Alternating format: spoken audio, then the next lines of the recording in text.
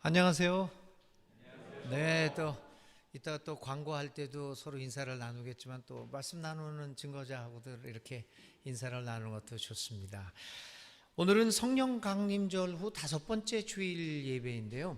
오늘 우리에게 주어진 성서 정과는 모두 우리가 알다시피 모두 4개입니다. 오늘 읽은 구약의 말씀은 신명기 30장 9절부터 14절에 있는 말씀이고요.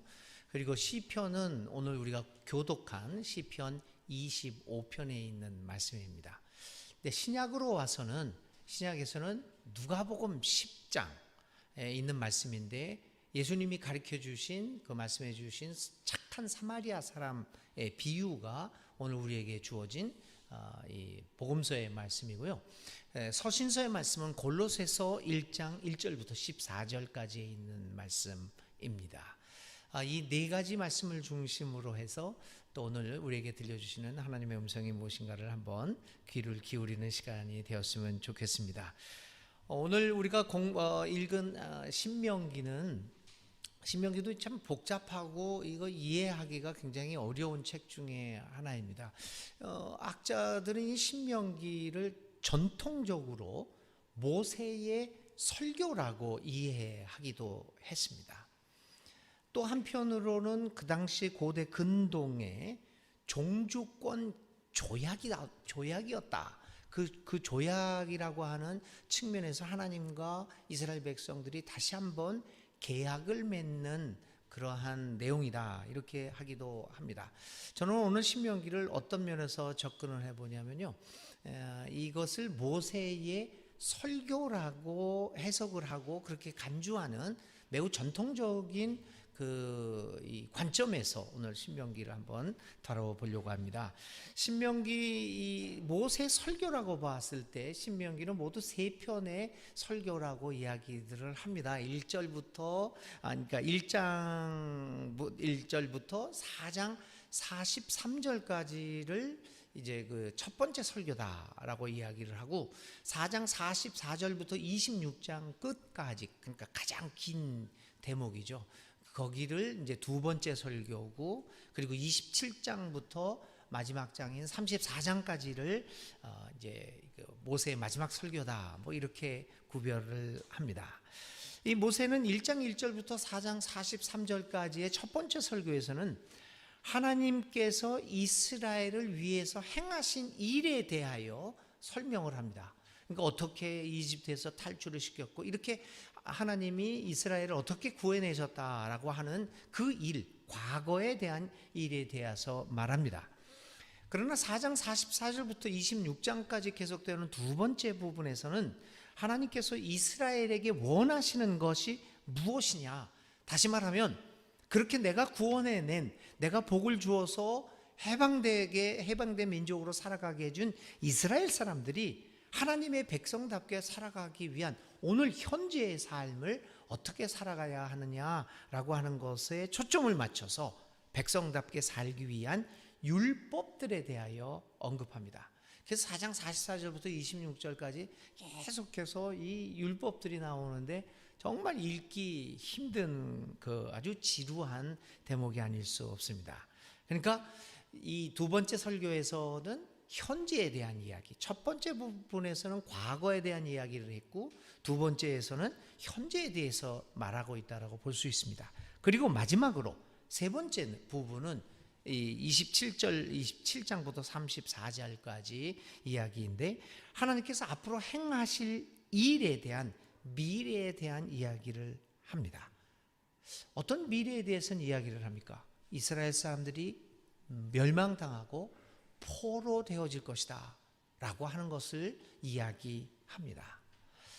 그렇게 해서 이 3번째 이 부부, 신명기의 3번째 부분은 아마도 이스라엘이 포로 이후에 이 부분이 쓰여졌을 것이라고 짐작이 됩니다. 왜냐하면 이스라엘의 패망과 포로 생활을 했던 그러한 사실들을 여기에 기록하고 있는 것으로 보아서 그 이후에 기록되어진 것이 이 3번째 부분이다 이렇게 볼 수가 있겠습니다.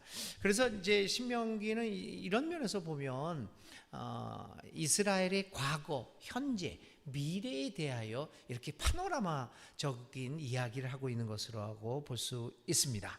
오늘 우리에게 주어진 본문은 모세의 세 번째 설교에 해당하는 부분입니다. 신명기 세 번째 부분은 아까도 말씀드린 것처럼 이스라엘의 과거와 현재를 뛰어넘어서 미래로 나아가면서 이스라엘의 멸망과 포로됨까지를 다루고 있습니다. 그런데 특별히 30장 1절부터 10절에는 이스라엘의 미래와 관련된 신명기의 역사 철학이 아주 뚜렷하게 나타납니다. 그 사람들은 하나님이 인도하시는 역사가 어떻게 변천될 것인가 라고 하는 그 역사 철학을 아주 이 부분에 두드러지게 보여주었습니다. 이 신명기 30장 1절부터 10절은 이 역사 철학을 매우 독특한 방법으로 표현하고 있습니다. 예를 들면 우리가 읽지는 않았지만 30장 2절부터 3절에 있는 말씀은 제가 한번 읽습니다. 당신들과 당신들의 자손은 주 당신들의 하나님께로 돌아와서 마음을 다하고 정성을 다하여 오늘 내가 당신들에게 명령한 주님의 모든 말씀을 순종하십시오. 그러면 주 당신들의 하나님이 마음을 돌이키시고 당신들을 불쌍히 여기셔서 포로 생활에서 돌아오게 하여 주실 것입니다. 그리고 주 당신들의 하나님이 당신들을 그 여러 민족 가운데로 흩으신 데서부터 다시 모을 것입니다. 그리고 10절에는 이렇게 이야기합니다.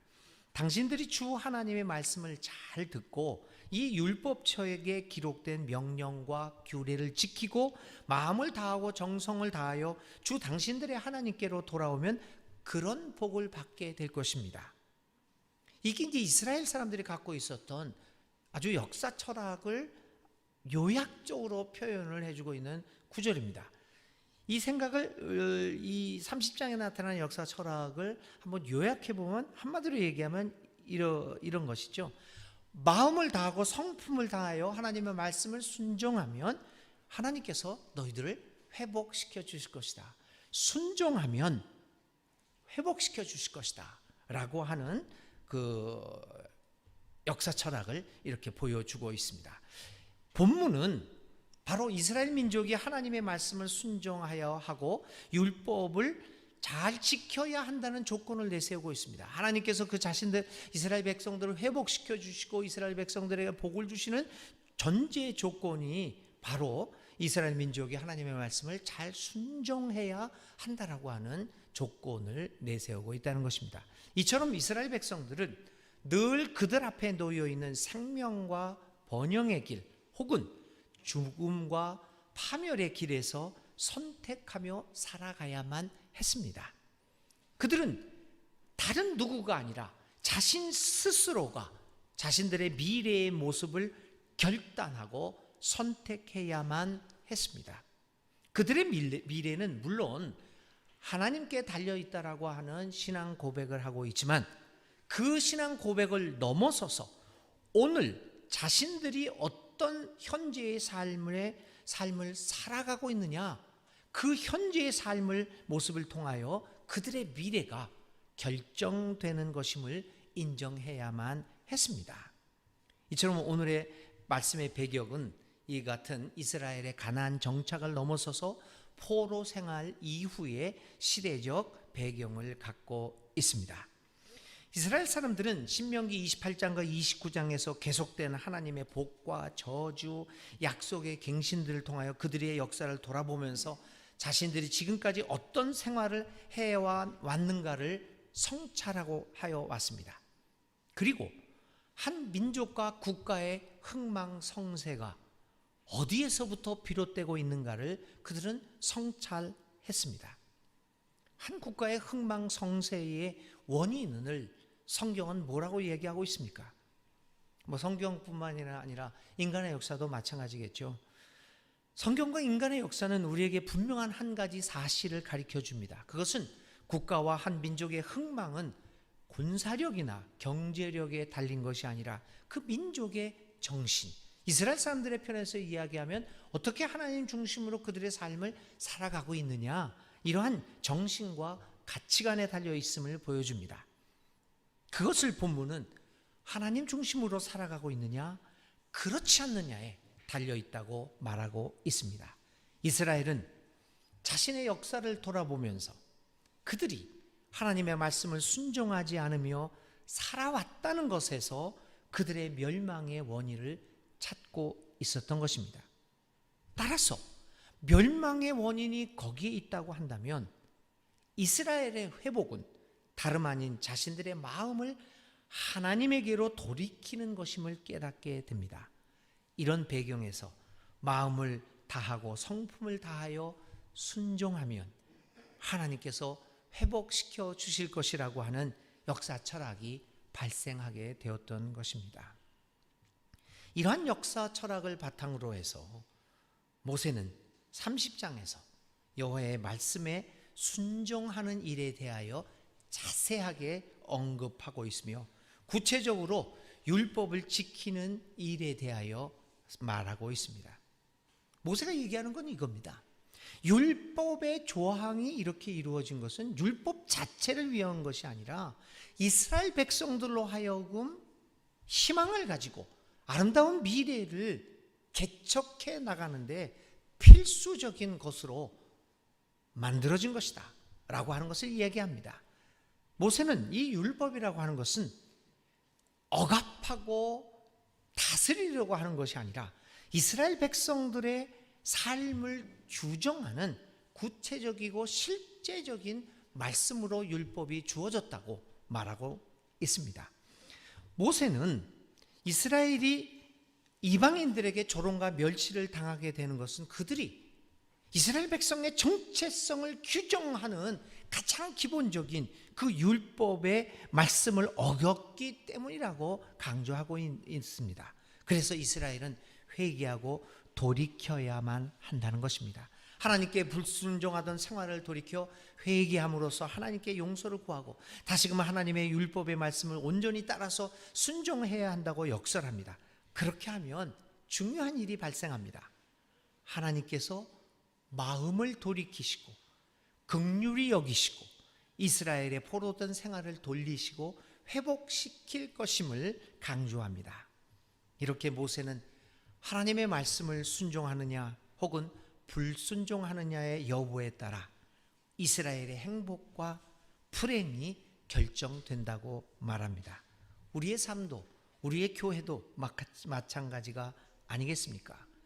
여호와의 말씀에 순종하라는 모세는 하나님의 말씀, 즉 율법책에 기록된 명령과 규례는 결코 인간을 얽어매는 구속의 사실이 아닌 사슬이 아닌 하나님께서 그의 자녀들을 축복하기 위한 수단이라고 말합니다. 그래서 그 사실을 거듭 강조하면서 이스라엘이 하나님의 말씀에 순종하는 일을 최우선으로 삼을 것을 강조합니다. 그런데 문제는 이제 백성들 사이에서 발생하게 됩니다. 자, 하나님 말씀에 순종하는 것이 복의 출발점, 희망찬 미래를 만들어가는 것의 출발점이라는 것은 다 이해하고 이스라엘 백성들도 그리고 우리 믿는 교회를 다니는 우리 모든 기독교인이라고 하는 사람들도 다 수긍하고 있습니다. 어느 누가 그걸 수긍하지 않겠습니까? 근데 문제는 이 말씀이 너무 지키기 어려운 것이므로 지키지 못한다는 핑계가 생겨나고 있었다는 것입니다. 이러한 상황 앞에서 모세는 오늘의 본문을 통하여 이스라엘에게 하나님의 언약의 율법을 지킬 것을 거듭 강조하면서 문답 형식으로 그들이 내세우고 있는 핑계에 대하여 답변을 시도하고 있습니다. 사람들은 이렇게 핑계를 대곤 했습니다. 12절 13절입니다. 누가 하늘에 올라가서 그 명령을 받아다가 우리가 그것을 듣고 지키도록 말하여 주랴. 누가 바다를 건너가서 명령을 받아다가 우리가 그것을 듣고 지키도록 말하여 주랴. 이렇게 핑계를 댑니다. 그들은 하나님의 말씀을 저 하늘과 저 바다 너머에 있는 것으로, 그래서 인간들이 도달할 수 없는 그 어떤 것이라고 생각하면서 이런 핑계 저런 핑계를 만들어 내곤 하였습니다.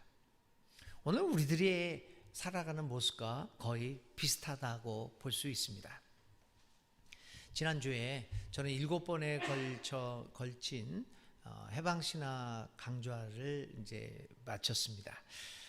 이제 해방신학하고 이 기존 신학, 기존 서구 신학과의 차이에 대해서 이 강의를 통하여 말씀드렸습니다. 여러 가지 차이가 있는데요.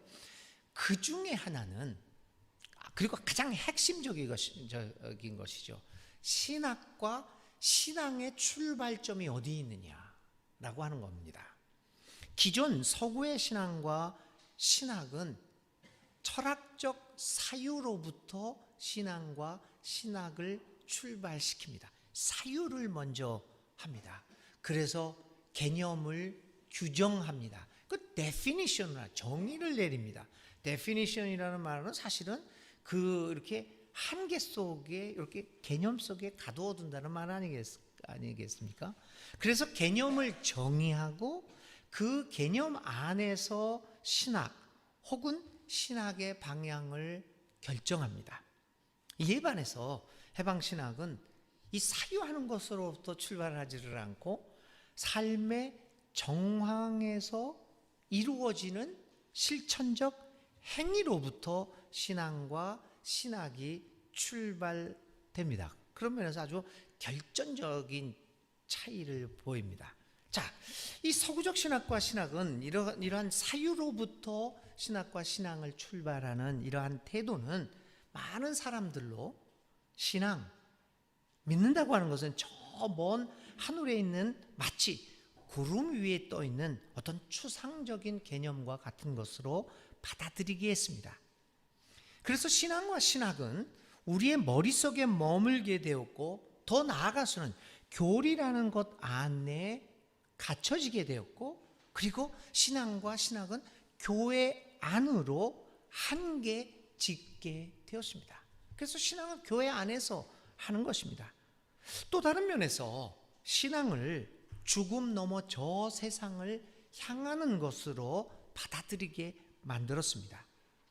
이런 개념은 결국 하나님의 명령은 인간이 실현할 수 없는 것이라고, 저 하늘, 저 바다 건너에 있는 것이라고 그렇게 생각하도록 우리를 유도했습니다.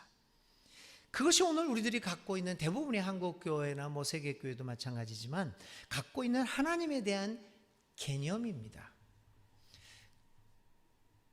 저 하늘 넘어, 저 바다 넘어 있는 하나님을 생각을 하니까 그 하나님이 우리의 삶의 현장으로 들어오지를 못하고 있습니다. 그래서 하나님의 말씀을, 하나님의 계명을 순종하며 살아가는 것이 우리의 살 길이라고 어느 모두가 수긍하고 있지만 우리는 늘, 그런데 그것은 저 하늘 넘어 바다 넘어 있다고 생각합니다. 그래서 우리 기리성 선생님은 그런 얘기를 했잖아요.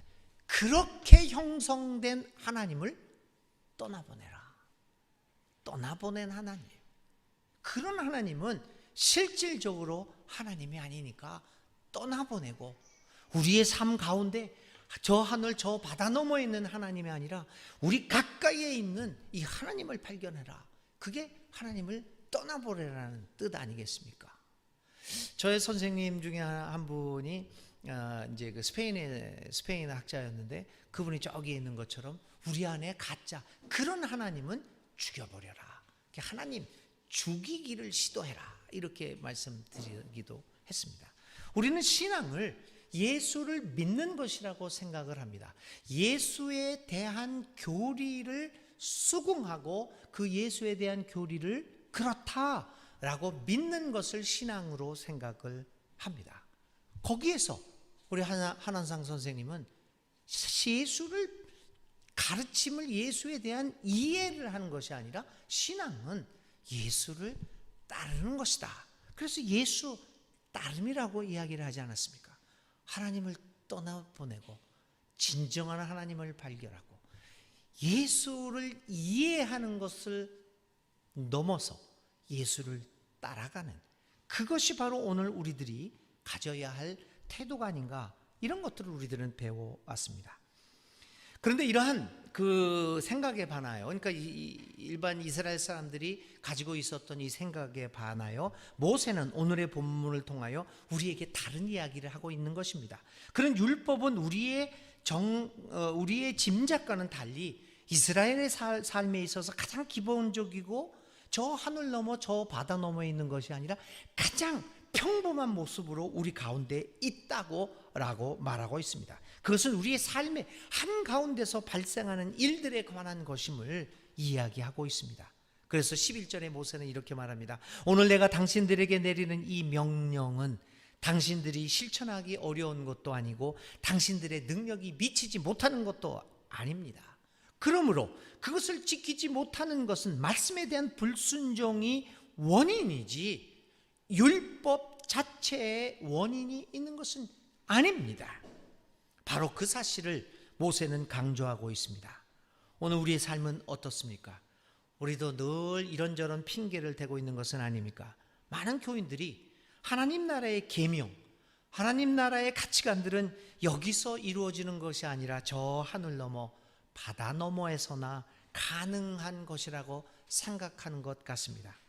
그래서 이 땅 위에서 이루어지는 하나님 나라에 대한 관심보다는 저 하늘과 저 바다 너머에 있는 저편의 나라에 더 많은 관심을 가지곤 합니다. 신앙인이라고 하면서도 하나님 나라의 가치, 다시 말하면 하나님의 법을 우리의 삶 속에서 제대로 실행하지 못하고 있습니다. 그것은 오늘 우리의 삶의 현실에서 지키기 어려운 것이라고 지레 짐작을 하기 때문이 아닐까요? 저는 매일 아침 출근을 하면서 서울역에서 여기까지 이제 걸어옵니다. 아침 8시 좀 넘으면 그쪽에서 이렇게 오는데요. 출근하면서 이렇게 서울역 광장을 거쳐 지나게 됩니다. 광장에는요, 이른 아침부터 노숙자분들이 이렇게 나와 있습니다. 그쪽 이렇게 오는 길이 노숙자분들이 굉장히 많아요. 근데 어떤 때는 줄을 길게 서 있는 모습이 보이기도 합니다. 근데 그날은 어김없이 어느 단체에서 식사를 제공하고 옷도 나눠주고 선물도 주는 날입니다. 아침, 점심 그리고 저녁에 식사를 아니면 옷을 제공하는 단체들이 심심치 않게 이 서울역 광장에 나옵니다. 사람들이 쫙 줄을 씁니다. 그런데 여러분, 저는 매일 거기를 왔다 갔다 하거든요. 근데 흥미로운 게 하나 있습니다. 식사를 제공하거나 옷 등 선물을 제공하는 단체들의 거의 90% 이상이 기독교와 관련된 단체들입니다. 저는 다른 종교가, 그러니까 아침이나 이거 퇴근할 때도 이제 마찬가지로 걸어서 가거든요. 다른 종교 단체가 지금 5개월 동안 그 광장에서 노숙인들을 위하여 어떤 행사를 갖거나 혹은 음식을 나누는 것은 거의 보지 못했습니다. 근데 저의 짧은 경험이기는 하지만 그만큼 사실 기독교인들이요, 정말 열심을 다하여 어려운 분들을 섬기는 것을 사실로는 목격합니다. 근데 저는 그 장면을 보면서 늘 마음속에 이게 질문이 늘 생기곤 합니다. 아니, 이렇게 좋은 일을 많이 하는데 왜 욕먹을 때는 다른 종교가 아니라 기독교가 제일 욕을 먹느냐, 억울하다는 생각도 들곤 합니다. 정말 왜 그러는 것일까요? 좋은 일은 열심히 했는데 칭찬은 고사하고 돌아오는 것이 욕이라고 하니 참 어처구니도 없고 도대체 이해가 되질 않습니다. 뭐가 잘못된 것일까요? 이유가 어디 있는 것일까요? 이들 기독교 단체들이 음식 혹은 물품들을 나누면서 꼭 설교를 합니다. 잠깐 멈춰서 도대체 뭔 설교를 하는가 이렇게 듣곤 하는데요. 대부분의 설교가 이 땅 위의 생활보다는 저 먼 나라 이야기를 합니다. 거기서 밥을 얻어먹고자 하는 그 노숙인들한테서 여기서 예수 잘 믿다가 죽어서 천당에 가자, 그 이야기만 합니다. 이 땅 위에서 이루어져야 할 정의와 평화와 사랑과 생명에 대해서는 아무런 이야기가 없습니다. 저 하늘 너머 그리고 저 바다 너머에 대해서는 말하지만 정작 이곳에서 이루어지는 하나님 나라에 대해서는 전혀 관심이 없는 것 같이 보입니다. 이들에게 하나님의 나라와 정의, 평화, 생명의 가치는 이 땅 위에서는 실천될 수 없는 것인지도 모릅니다. 그래서 제 생각으로는 아마 그렇기에 이곳에서 좋은 일을 하는 것 같지만 하나님 나라의 실현의 가능성에 대해서 눈을 감고 있음으로 인하여 결국에는 하나님의 말씀에 순종하지 않는 결과를 낳게 되는 것이 아닌가라는 생각을 갖습니다. 거기에 좋은 일을 함에도 불구하고 사회로부터 욕을 먹게 되는 이유가 있는 것은 아닐까, 이런 잠깐 어리석은 생각도 해보기도 합니다. 좋은 일을 하면서도 정작 이 땅 위에서 이루어지는 하나님의 정의, 평화, 생명, 사랑에 대해서는 눈을 감고 있다라고 하는 사실은 모순적일 뿐만 아니라 그 모순을 넘어서 오히려 하나님의 말씀을 불순종하는 잘못이 아닐까요? 하나님께서 이스라엘에게 말씀하신 율법은 단순히 하늘과 바다 너머에 있는 추상적인 것이 아니었습니다. 그 말씀은 이스라엘의 삶을 온전히 인도하는 지침이 되는 말씀이었습니다. 그 말씀은 하나님의 사람을 그렇지 않은 사람으로부터 구별해 주는 말씀입니다. 그래서 이스라엘은 이 말씀을 지킬 때만 그들의 정체성을 확인할 수 있었으며 그들의 존재를 드러낼 수 있었습니다. 그 이유는 율법이 이스라엘 삶 전체를 규정하는 것이었기 때문입니다. 이 사실을 이스라엘 백성들은 유념하여 그들의 환경이 어떻게 바뀌든지 지도자가 누구이든지 오직 하나님의 말씀에 따라 인도받는 민족이 되어야 했습니다. 이러한 사실은 오늘 우리에게도 동일하게 적용됩니다. 우리들의 삶을 인도한 유효한 지침 하나님의 말씀은 우리를 바른 길로 인도할 것입니다. 우리의 교회를 회복시켜 주실 것입니다. 우리의 삶을 회복시켜 주실 것입니다. 거기로부터 우리의 희망은 시작될 수 있을 것입니다.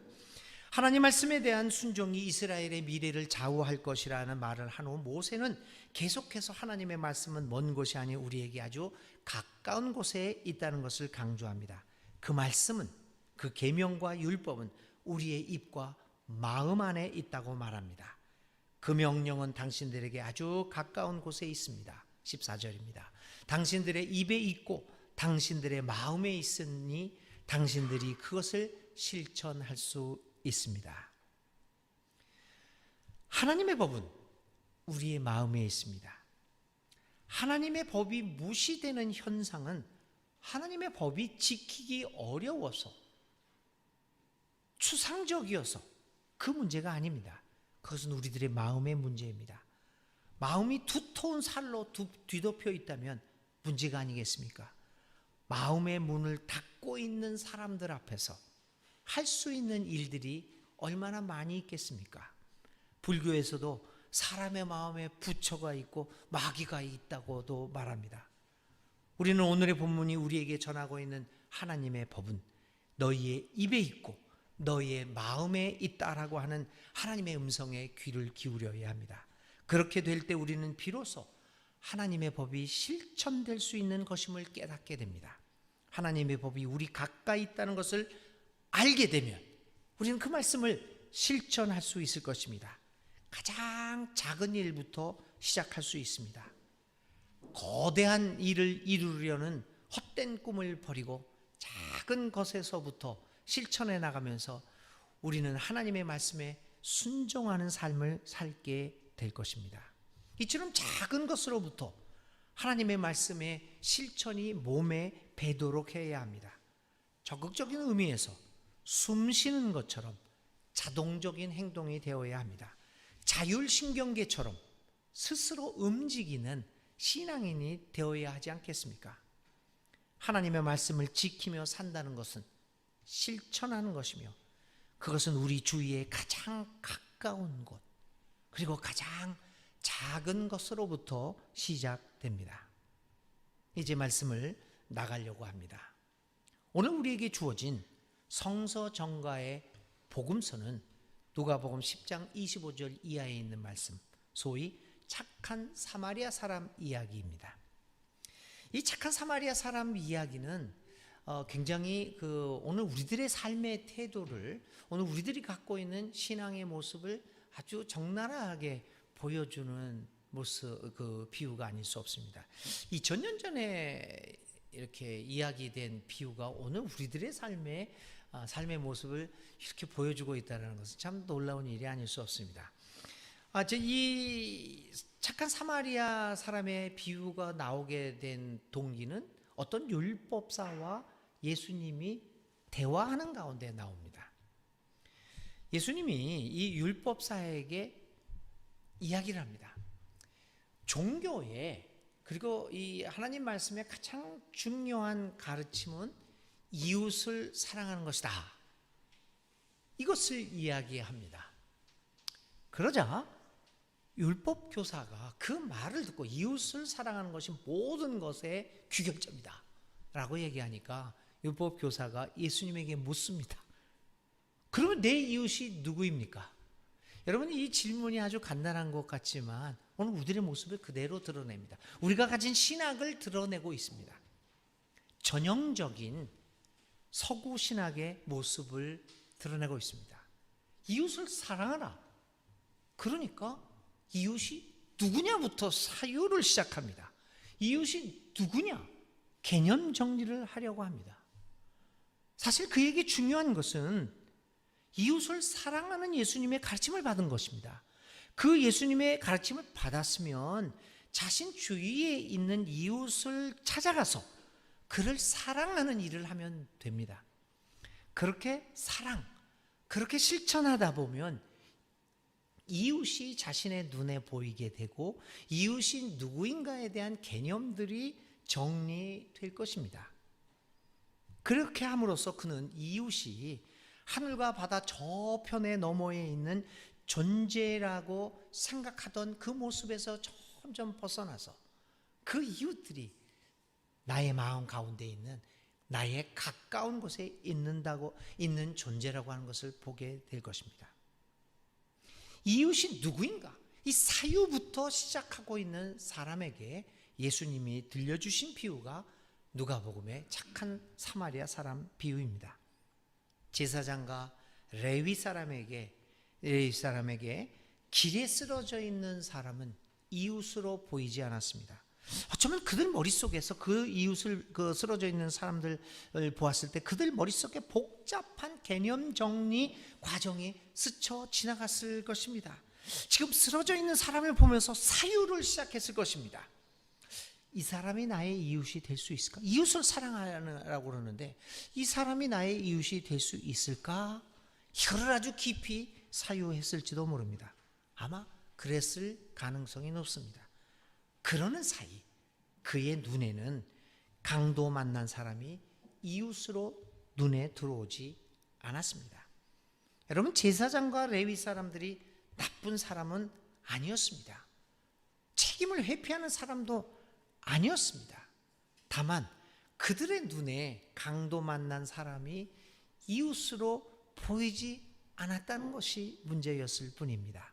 반면 사마리아 사람은 강도 만나 땅에 쓰러져 있는 사람에 대하여 사유하지 않습니다. 그가 나의 이웃이 될 수 있느냐 없느냐를 따지지 않습니다.